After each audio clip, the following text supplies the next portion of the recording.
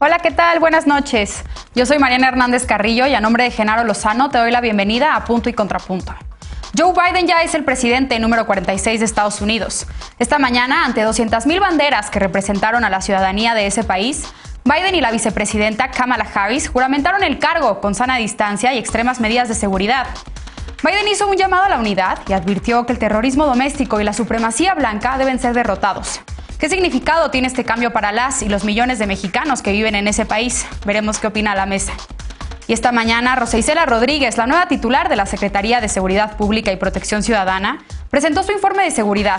Dijo que por primera vez en 5 años se han logrado reducir la incidencia de homicidios dolosos y que la llamada 4T va bien en la construcción de paz. A ver qué opinan Lisa y Eder. Y la controversia por la no acción penal contra el general Salvador Cienfuegos sigue.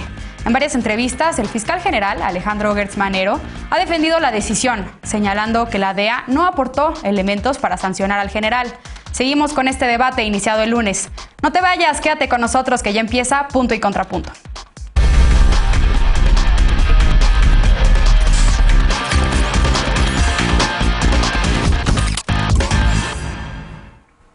Es un nuevo día en Estados Unidos. Fue lo que tuiteó el presidente de Estados Unidos, Joe Biden, horas antes de rendir protesta en su cargo. Con un fuerte llamado a la unidad, el demócrata se convirtió en el presidente número 46 de Estados Unidos. En su primer discurso como presidente, el demócrata llamó con el corazón a dejar a un lado las diferencias y derrotar los extremismos. Veamos en contexto. Esta mañana, Joe Biden, de 78 años, juramentó como el presidente 46 de la historia de Estados Unidos ante el magistrado John Roberts.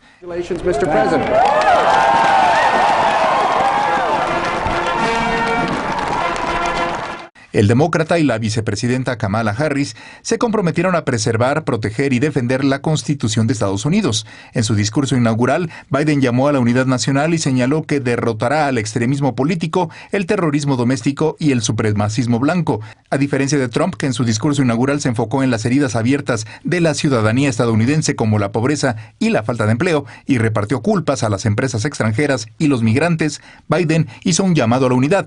Pidió seguir el camino de la unidad para superar las múltiples crisis que enfrenta el país, porque sin ella, dijo, solo hay amargura y furia. En una indudable alusión al gobierno de su predecesor, Biden señaló que la política no tiene que ser un fuego ardiente que destroza todo a su paso y que cada desacuerdo no tiene por qué ser motivo de guerra. Antes de pedir un minuto de silencio para honrar a las personas fallecidas por COVID-19, Biden dijo que el país debía dejar la política de lado y enfrentar la pandemia como una nación. Aseguró que el pasado 6 de enero, cuando trumpistas tomaron el Capitolio por algunas horas, puso a prueba a Estados Unidos y que ahora el país es más fuerte para enfrentar los desafíos. Tras la ceremonia, Biden firmó varias proclamas y las nominaciones oficiales de las personas que integrarán su gabinete. Punto y contrapunto. Y para debatir esta noche nos acompaña como cada lunes y miércoles Lisa Sánchez, directora general de México Unido contra la Delincuencia. Buenas noches, querida Lisa, ¿cómo estás? Muy bien, querida Mariana, muy buenas noches a todas y a todos. Bienvenida. También nos acompaña Alfredo Lecona, activista y analista. Buenas noches, Alfredo, bienvenido. Buenas noches, Mariana. Buenas noches a todas y todos. Eder Guevara, antropólogo y fundador de Morena. Buenas noches, Eder. Hola, Mariana. Buenas noches a todas. Y también nos acompaña Sara Snap, maestra en políticas públicas, activista y amiga de este programa. Buenas noches, Sara. Gracias por acompañarnos nuevamente. Buenas noches a todas y todos. Bienvenida, Sara. Estamos restableciendo la imagen. Ahí está, ya te tenemos. Lisa, comienzo contigo. El primer día del presidente Joe Biden. Creo que hay muchos aspectos a destacar, pero sin duda creo que es un día inédito para la democracia estadounidense por la forma en que se llevó a cabo esta ceremonia, marcada sin duda por la crisis sanitaria que está enfrentando Estados Unidos y el mundo. No hubo gente como se acostumbraba. Tampoco estuvo el presidente Donald Trump. Y bueno, estos son algunos de entre tantos aspectos que destacar de este inicio de Joe Biden y Kamala Harris. ¿Cómo te gustaría comenzar el análisis?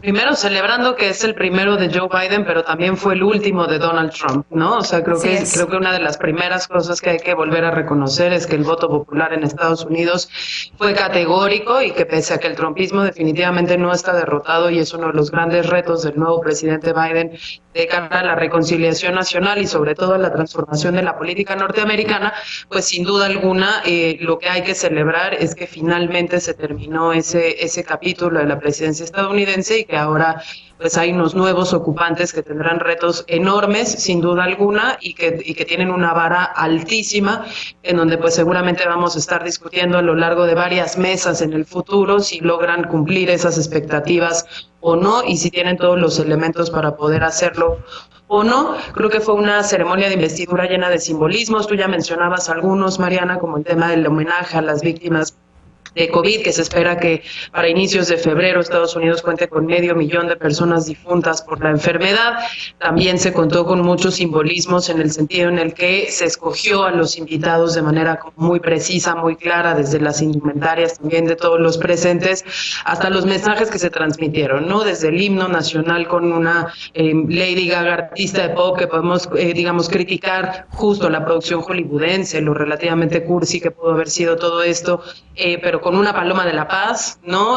Una latina que habló en español, una Amanda que fue maravillosa en un poema de 5 minutos que justamente cerró con esta cosa de la capacidad de ver la luz, es la capacidad que podemos tener todas y todos nosotros de verla y serla, un juramento de la primera vicepresidenta de ascendencia extranjera, ¿no? De hija, nieta de migrantes, que se le veía la emoción en la cara, ¿no? Con un primer, segundo esposo, ¿no? Que también fue un tipo que dentro del protocolo supo también muy bien guardar las formas, y un presidente Trump que se fue por la puerta trasera, aunque deja pues un legado de muchísima destrucción. Yo creo que mis compañeras y compañeras seguirán teniendo muchas opiniones de esta ceremonia, pero eso, sin duda, llena de símbolos y afortunadamente pues ya el fin de la era Trump.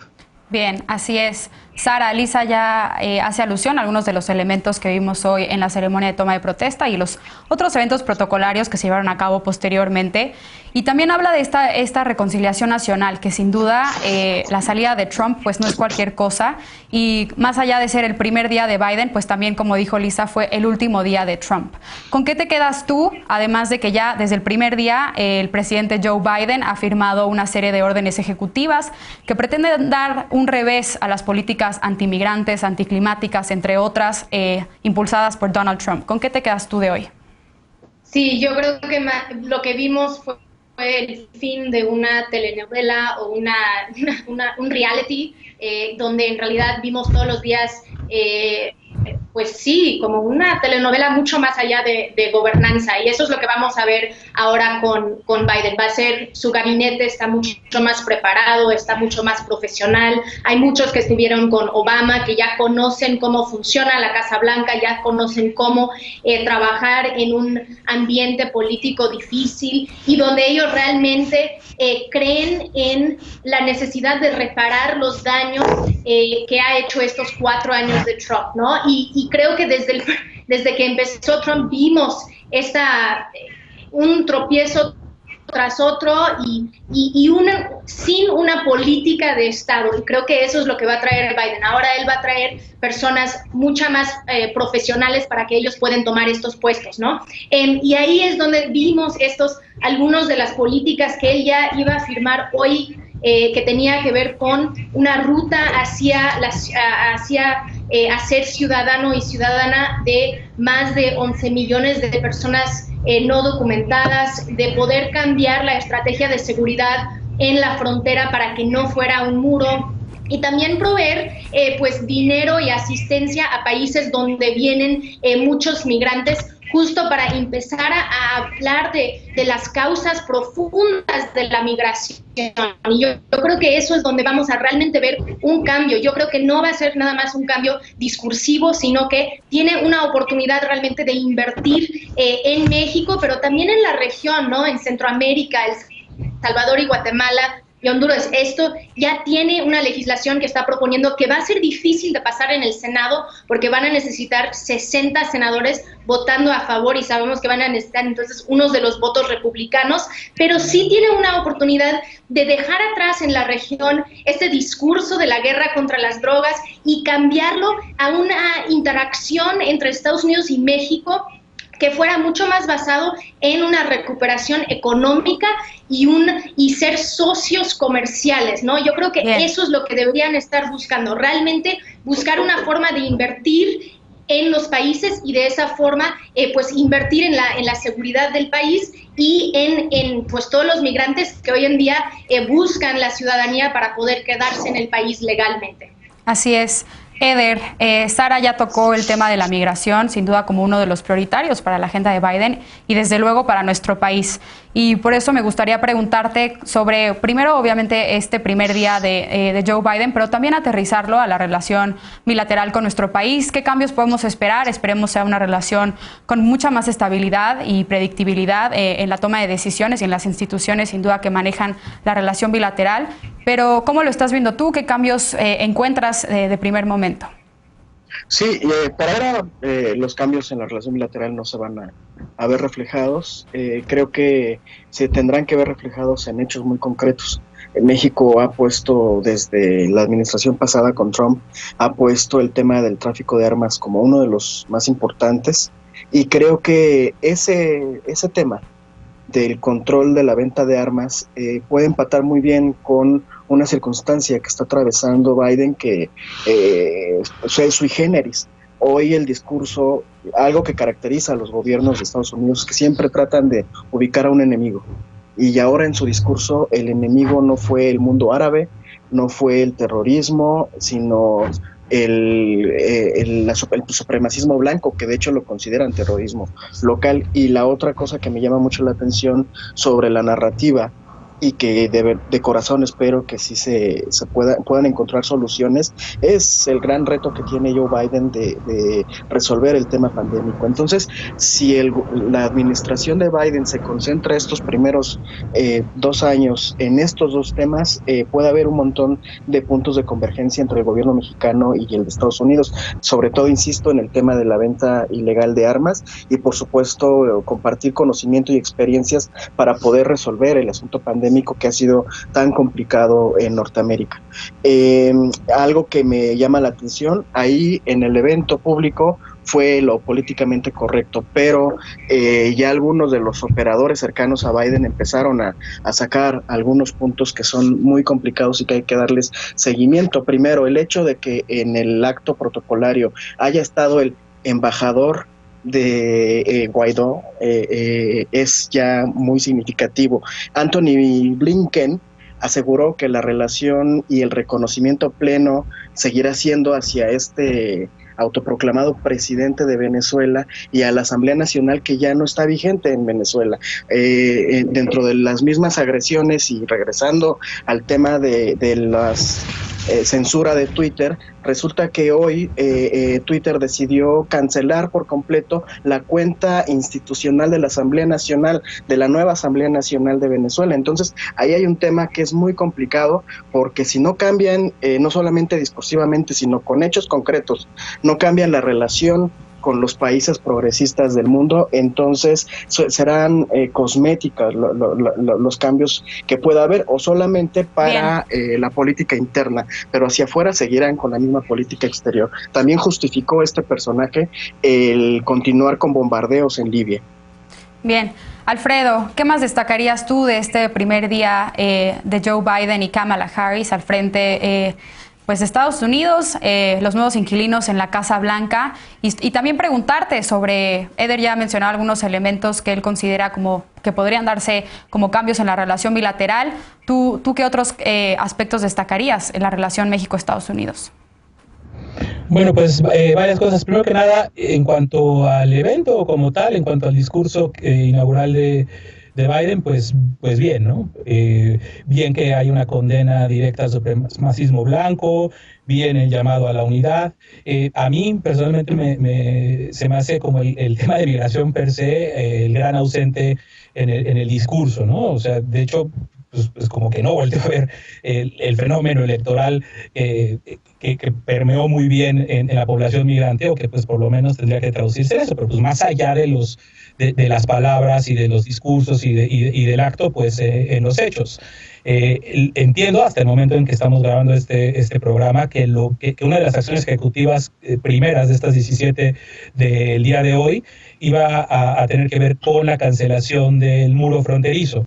Eso definitivamente es una buena noticia, pero espero que no quede en el terreno nada más de lo simbólico, porque algo que desde hace un par de semanas por lo menos vaticinaban varios medios y varias fuentes cercanas al equipo de Biden era que hoy mismo echaría para atrás el Remain in Mexico. Yo al menos, por lo menos en lo que he podido revisar en prensa hasta el momento, no he visto que haya algo en ese sentido. El Remain in Mexico es este programa que se conoce aquí como Quédate en México, que justo el 29 de enero, el 29 de este mes, en unos días, estaría cumpliendo 2 años. Y es ese programa unilateral, una decisión que tomó Estados Unidos, que no defendió el gobierno de México para que no caminar en ese sentido, que ha devuelto a nuestro país a cerca de 68,000 personas migrantes, no nada más mexicanas y mexicanos, sino centroamericanos y centroamericanas, que son devueltos a nuestro país, incluso en ciudades con una tasa de violencia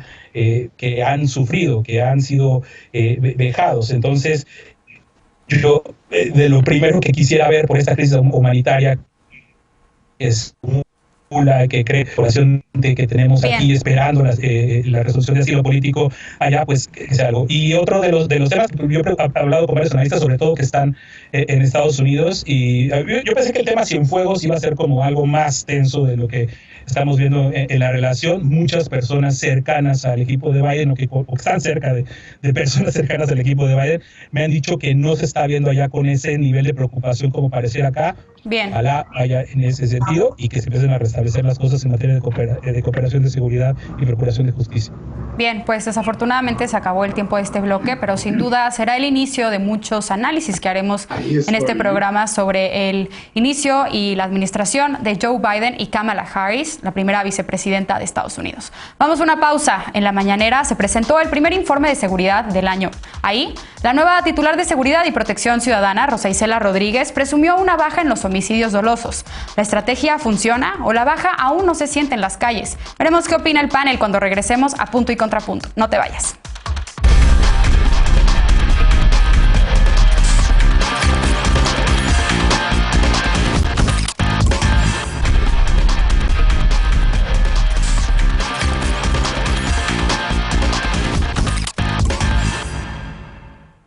Regresamos a Punto y Contrapunto.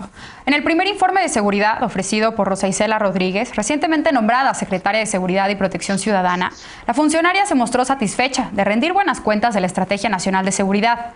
Dijo que se ha logrado reducir la incidencia en 16 de 18 delitos de alto impacto y que eso es un indicativo de los avances en materia de construcción de paz. Veamos en contexto. Durante la presentación del informe mensual de seguridad, la titular de la Secretaría de Seguridad y Protección Ciudadana, Rosa Isela Rodríguez, aseguró que la Administración Federal ha logrado reducir la incidencia delictiva en 16 de los 18 delitos de alto impacto. En noviembre pasado, Rodríguez fue nombrada titular de seguridad tras la renuncia de Alfonso Durazo, quien en su último informe presentado señaló que la inseguridad no se había reducido debido a los altos niveles de violencia registrados en las administraciones previas. Lo que sí destacó Durazo, igual que Rodríguez, fue que se pudo contener el aumento de delitos de alto impacto. Esta mañana, la secretaria dijo que se logró contener el crecimiento progresivo de estos delitos gracias a una estrategia basada en la atención a las causas. Sobre el homicidio doloso, dijo que se ha contenido su incidencia y que desde hace 5 años no se había registrado una baja en este delito. En 2020 bajó 0.4% respecto a 2019. El 52% de los homicidios se cometieron en 6 entidades federativas: Guanajuato, Baja California, Estado de México, Chihuahua, Jalisco y Michoacán. Rodríguez añadió que también se ha reducido en más del 20% la incidencia de secuestro y robo a transeúnte, de vehículo en transporte público, de ganado y a casa habitación. Debido a que los feminicidios y la violencia familiar presentaron un alza del 0.1%, Rodríguez aseguró que tenía el reto de fortalecer su combate y prevención. Punto y contrapunto.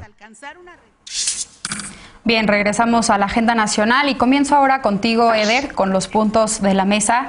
¿Qué destacas de las cifras presentadas esta mañana por la Secretaria de Seguridad y Protección Ciudadana? ¿Cómo evalúas su gestión hasta ahora?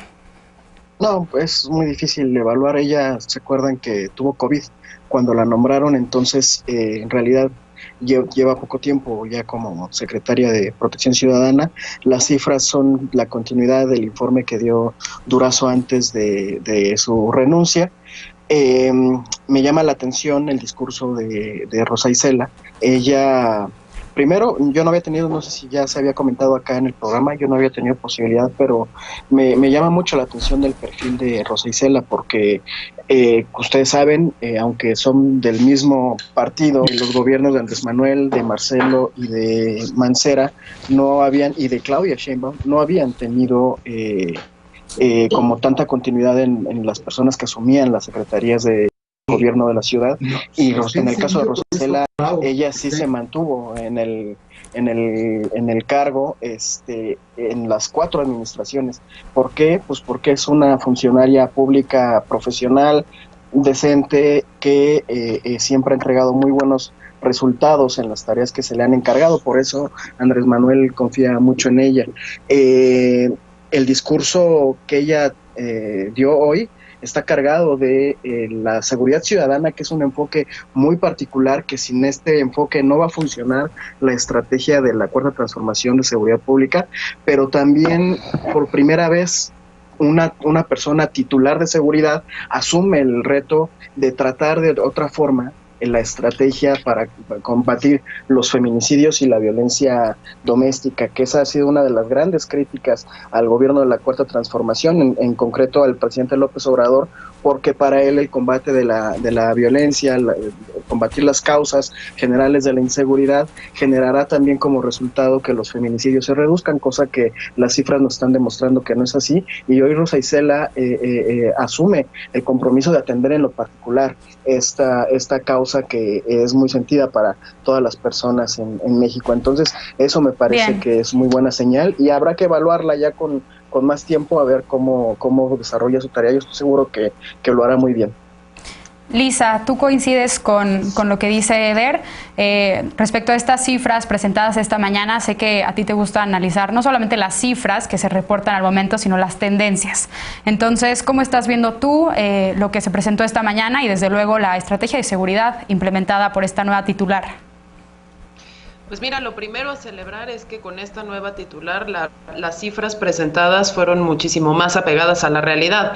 Muchas veces hemos dicho que en los informes que daba Durazo de pronto importaba mucho cuál había sido el punto de partida, el periodo que había comparado, porque pues dependiendo de lo que había seleccionado le salían unas cifras muy alegres, y efectivamente Rosa Isela lo que hace es comparar ya anual, porque salieron las cifras del Secretariado Ejecutivo del Sistema Nacional de Seguridad Pública el día de hoy, y entrega cifras que son correctas. El tema, por ejemplo, de homicidio doloso, la cifra fue correcta. El tema de concentración del número total de víctimas de homicidio doloso fue correcta para los 6 estados que mencionó.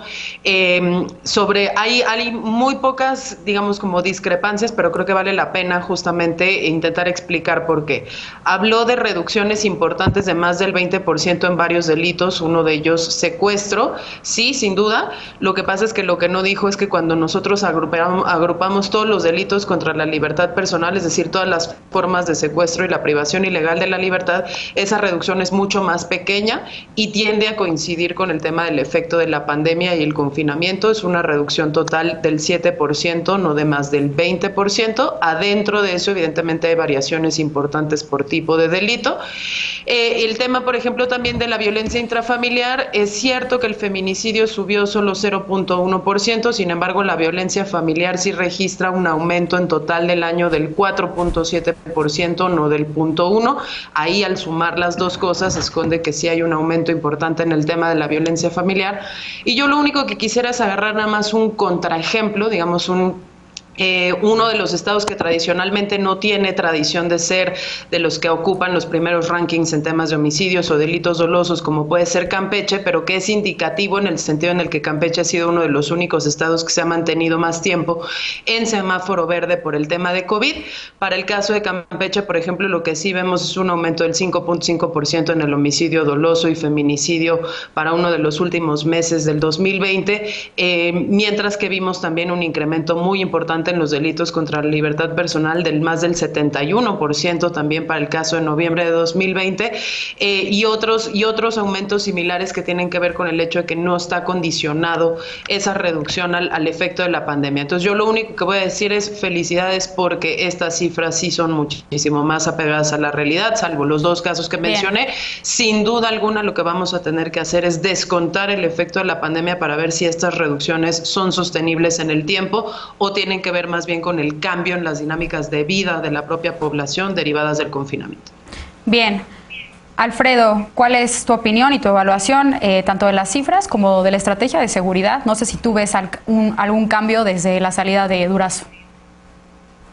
No, ahí sí coincido totalmente con Eder, es muy poco tiempo para poder hacer una evaluación de ese nivel. La estrategia de seguridad evidentemente sigue siendo la misma, y también estoy, pues sí, animado Alfonso, con las cifras que presentaba cada día 20 o alrededor de cada día 20. Tener cifras, conocer la realidad, vernos en el espejo, es fundamental para poder reducir la crisis de violencia y la crisis de inseguridad que está viviendo México. Lo que sí es que yo lamentablemente no veo que vaya a poder hacer mucho. Realmente no es mucho lo que puede hacer en general en cuanto a la estrategia, porque la estrategia está prácticamente cooptada por las Fuerzas Armadas, lo sabemos, eso es una realidad. El decreto, este famoso acuerdo, ni siquiera decreto, el acuerdo que se sacó de la manga el presidente López Obrador el pasado 11 de mayo, recordemos que uno de los argumentos, y por el cual también está en la Corte, o una de las cosas que quiso disfrazar ahí de subordinación de las Fuerzas Armadas al mando civil, que es lo que es Rosa Isela, pues ahí lo dejaron en el plano de la coordinación, ¿no? Que esa palabra es muy importante, porque eso nos recuerda a todas las escenas que hemos visto, todas las cosas que hemos visto en los últimos 14 años de la misma estrategia, que es la que tiene el gobierno, en donde se coordinan las Fuerzas Armadas con las fuerzas civiles, y quienes terminan predominando y quienes terminan teniendo el control de los operativos y de los mandos, pues son las Fuerzas Armadas.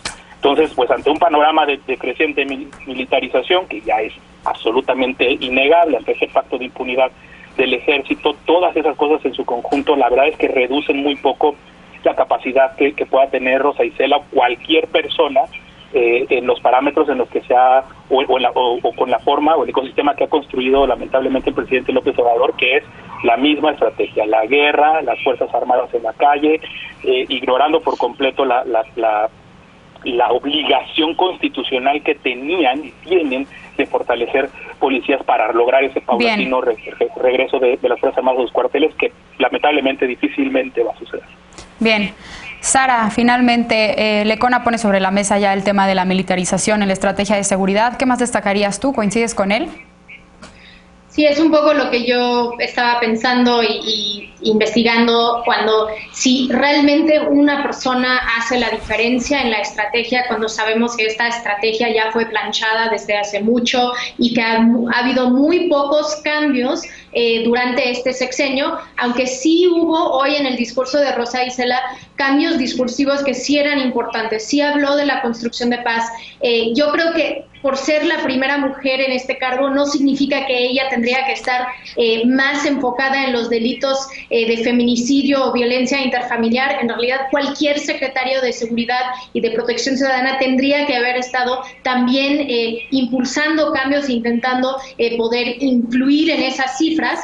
Yo también creo que es muy difícil que una sola persona, yo creo que ella tendría que entonces presentarnos cuáles son los cambios que ella piense implementar, qué es lo que le hace diferente a la estrategia de Durazo, mucho más allá de presentar las cifras. Y probablemente ella no está lista para presentar eso, pero yo esperaría ahora, ya que se ha superado el COVID y ella está realmente retomando y tomando este cargo, que podríamos entonces empezar a ver cuáles son esos cambios que ella piensa hacer. Había un cambio tanto en el discurso como en la estrategia de seguridad que está plasmado en el plan Nacional de Desarrollo que presentaron en 2018 y seguimos esperando que haya la conformación de estos grupos, de que haya la conformación de un Consejo de Construcción de Paz, de que haya una una mirada hacia las víctimas para realmente empezar también a hablar de y perseguir delitos. Creo que también ellos tienen que ver y ojalá el discurso de la seguridad ciudadana también se refleja entonces en los indicadores de cómo están midiendo esa seguridad ciudadana y las personas que realmente pueden hacer eso. Vimos esta semana y la semana anterior muchos actos violentos en Guanajuato, en Tamaulipas, en los Chuapas de Veracruz, y esto es donde entonces ella como secretaria tiene una responsabilidad de estar fortaleciendo a las policías municipales, que sé que va a ser muy difícil con la falta de fondos que sabemos que no tienen, pero eso es donde yo creo que realmente ella tendría que intentar recargar su estrategia para poder moverse desde la estrategia de militarización, que es lo que hemos visto como el status quo desde la última década. Bien. ¿Alguien quiere hacer un último comentario sobre la estrategia de seguridad? Bueno, entonces vamos a una pausa porque el fiscal general de la República, Alejandro Gertz Manero, defendió la actuación de la dependencia en el caso del general Salvador Cienfuegos y subrayó que la DEA no hizo una investigación sólida. ¿Habrá consecuencias para México por este diferendo entre autoridades de seguridad? Regresamos con este tema, punto y contrapunto, no te vayas.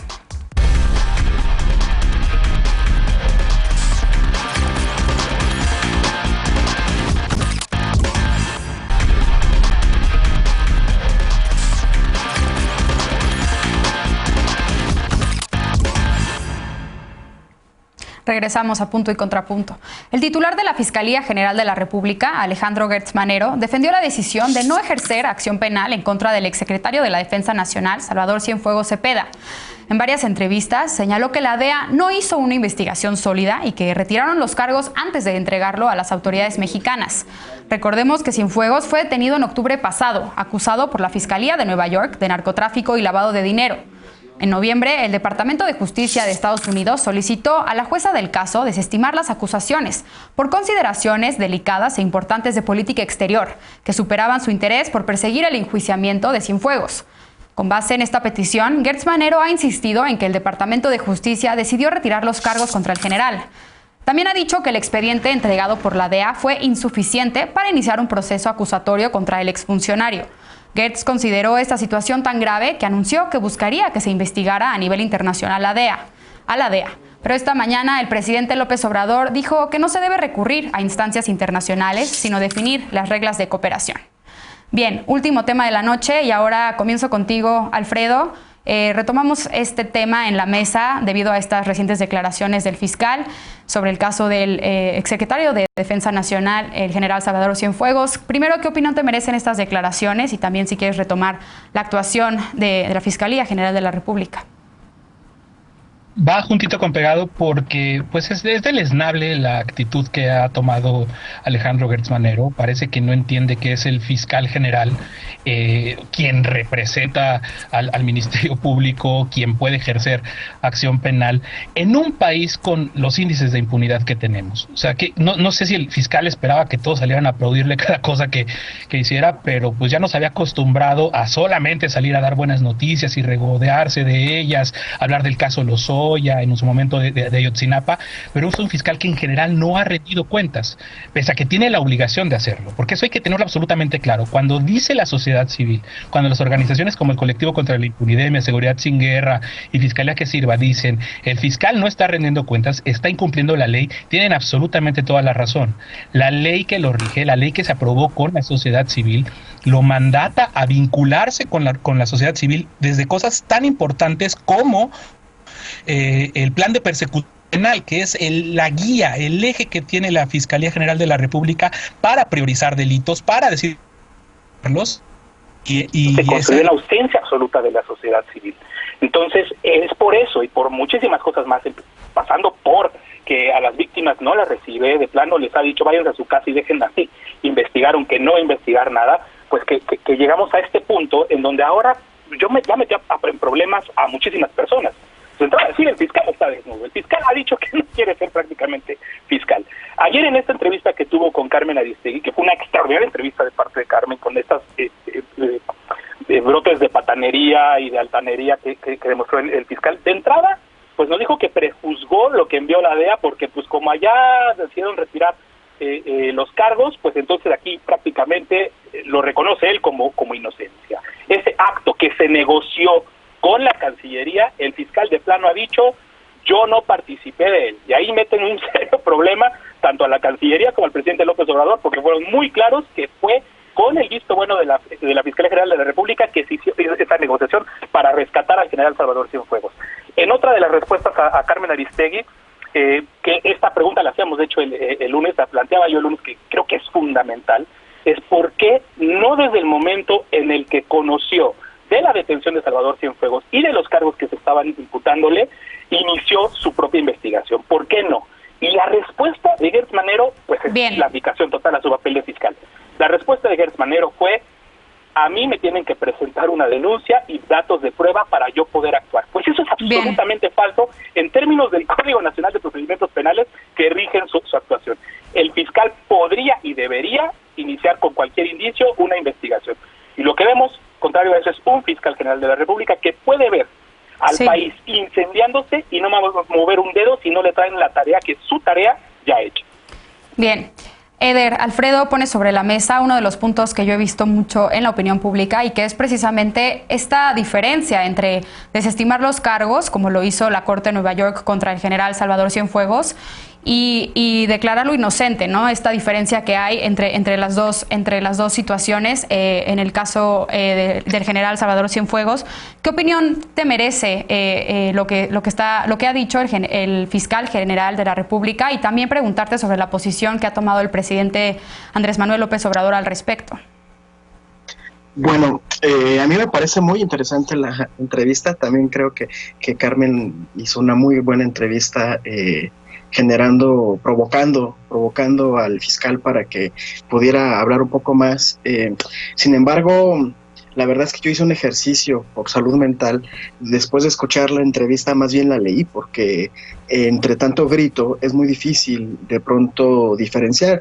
Mucho de las participaciones y de las opiniones sobre esta entrevista van más encaminadas hacia la actitud de este señor que, miren, al final de cuentas es un policía, su actitud es la de un policía, grosero, ¿no? Grita, se enoja, pero más allá de eso, está tocando algunos puntos que me parecen interesantes. Por ejemplo, y ya lo decía Lisa en el lunes pasado, la DEA también operó políticamente, o sea, tomó dos decisiones políticas en algún momento. La primera decisión política fue no coordinarse con el gobierno mexicano para la detención de Cienfuegos, y ahí es cuando viene la reacción del gobierno mexicano en defensa de la soberanía. Y la segunda decisión política fue desestimar el caso para entregar a Cienfuegos en libertad, Eso creo que hace mucho énfasis en eso Cienfuegos. Sin embargo, coincido con Alfredo, o sea, hay un montón de temas en donde el fiscal pudo ya tener avances de sus investigaciones. Si determinaron que por esta investigación, por este caso en el que trataban de inculpar la DEA con una investigación, eso consideran que no hay elementos probatorios suficientes, órale, está bien, pero hay un montón de acusaciones que se tendrían que estar investigando sobre su participación en muchos otros casos, y yo sí quiero que en algún momento se haga una investigación muy clara sobre eso. Lo otro que me parece que es muy interesante de los dichos de ayer de Gertz Manero son precisamente este diferendo. Yo estaba seguro de que la solicitud de el gobierno mexicano hacia el Departamento de Justicia de Estados Unidos era en coordinación, ¿no? con la Fiscalía General, y ahora el fiscal dice, no, yo no supe nada de manera formal, a mí no me hicieron parte de esta operación. Yo cuando me entero formalmente es cuando me entregan el archivo, cuando me entregan las pruebas y me dicen, te toca a ti juzgarlo, y pues ahí es cuando yo decido, dice él, que no hay elementos probatorios. Y algo que me parece que es muy interesante y donde yo sí le doy la razón a Gertz Manero es en el asunto de que esta actitud permanente de muchos frentes abiertos que existen, que tratan siempre de estar buscando cosas falsas, y con el asunto de que fue muy rápida la investigación, él dio un dato que es contundente. También se tardó 60 días en entregar la investigación de Odebrecht, que se está llevando a cabo. Entonces, está haciendo su chamba, en eso sí no le regateo, pero sí creo que hay muchas cosas de las que no dijo que se tienen que esclarecer. Bien. Sara, ¿cómo estás viendo tú este tema y también la actuación de las autoridades mexicanas? Pues sí, creo que es un tema complicado justo por la relación bilateral con Estados Unidos y cómo puede afectar, pero creo que desde un principio Estados Unidos quemó ese primer puente entre los países en llevar a cabo la investigación y detención sin haber avisado al gobierno mexicano, y eso es donde entonces México cómo llegó a este punto a entonces presionar para que lo regresaran.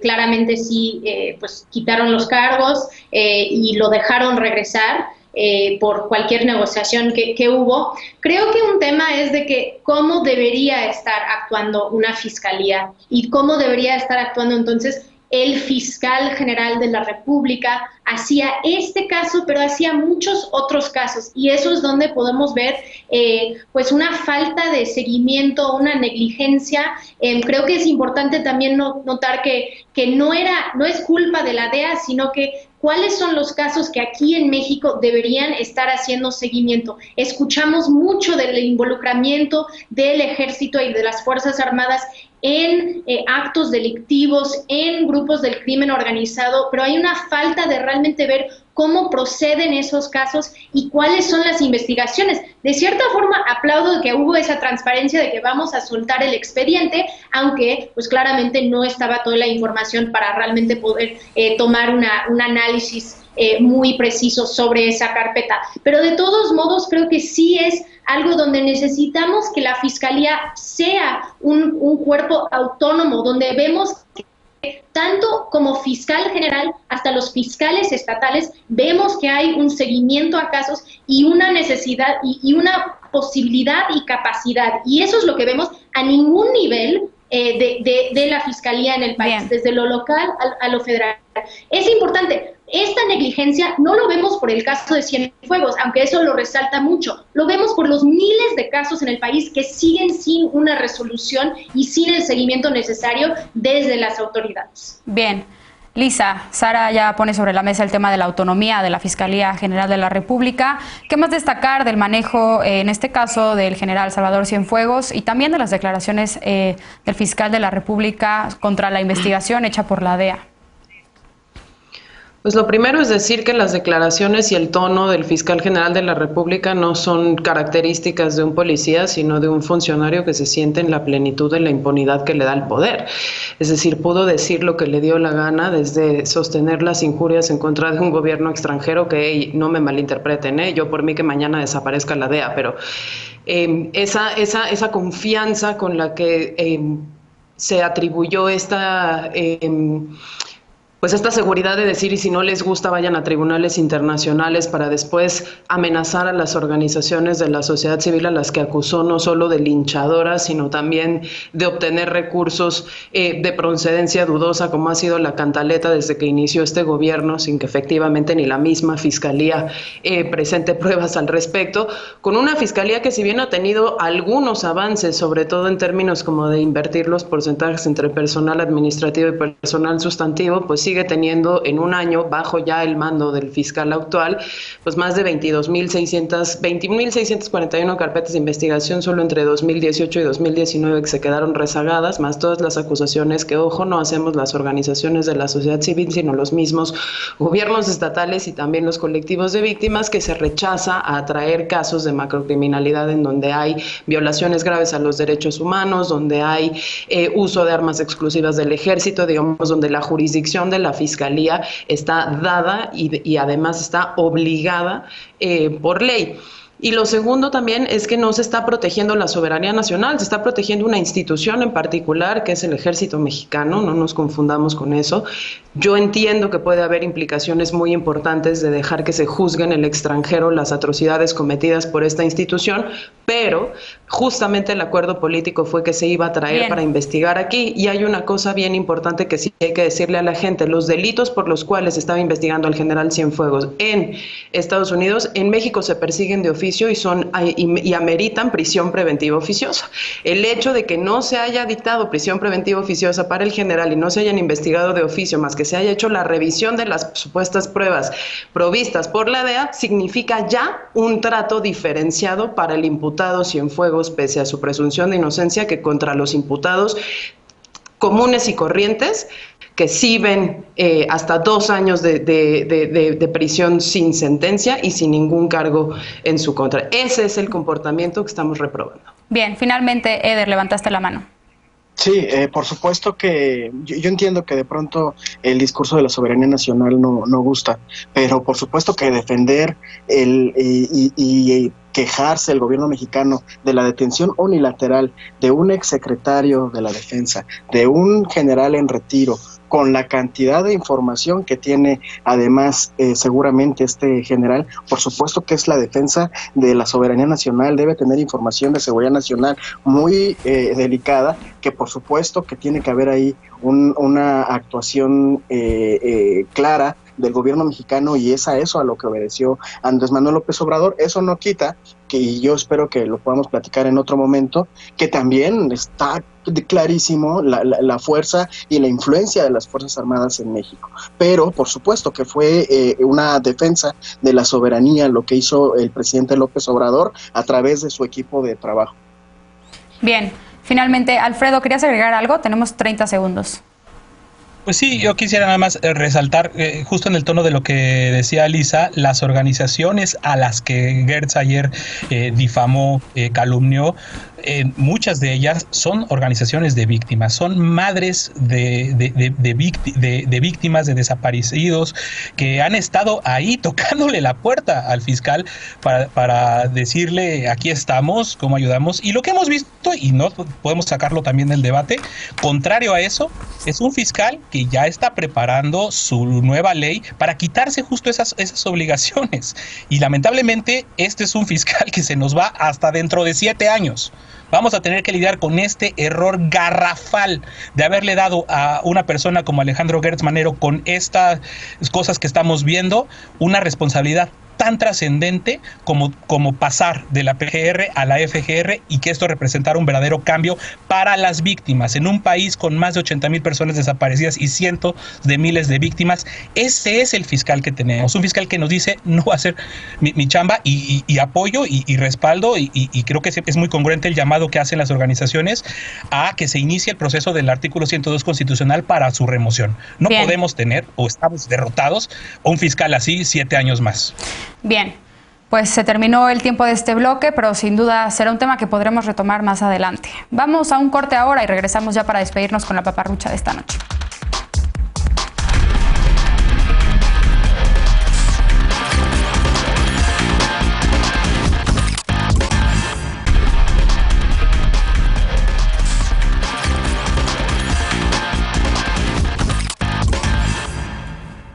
Y ahora vamos con la paparrucha de esta noche.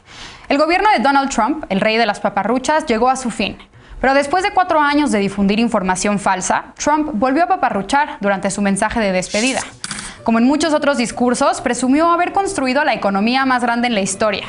Aunque durante su administración la economía estadounidense creció hasta 2.9%, las tasas de crecimiento son menores que las registradas en las décadas de 1950 y 1960. Trump también aseguró haber logrado el mayor recorte de impuestos, pero la reforma fiscal aprobada durante la administración de Ronald Reagan representó un recorte mucho mayor. En el ámbito militar, presumió haber ampliado las opciones de atención médica para los militares por medio de la Choice Act, pero esta ley fue aprobada durante la administración de Barack Obama. Lo que Trump hizo fue expandirla con la ley Misión. Todas estas paparruchas fueron detectadas por el Washington Post, que durante los 4 años llevó un puntual conteo de las paparruchas de Donald Trump.